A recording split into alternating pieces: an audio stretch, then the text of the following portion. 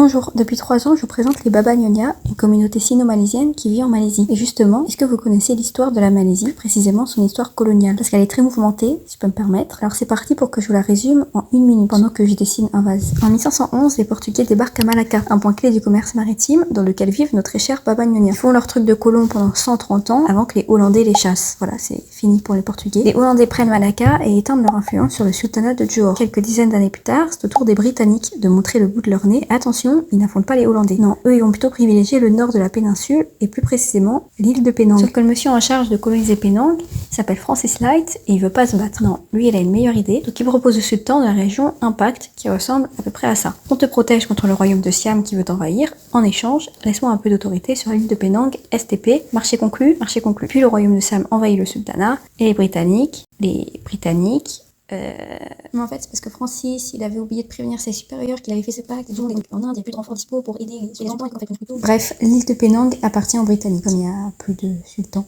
Du coup. Puis bon bref, les années passent et pendant que les Hollandais font leur train-train à Malacca, les Britanniques obtiennent l'île de Singapura. Mais j'ai plus le temps, donc à demain. Bye bye.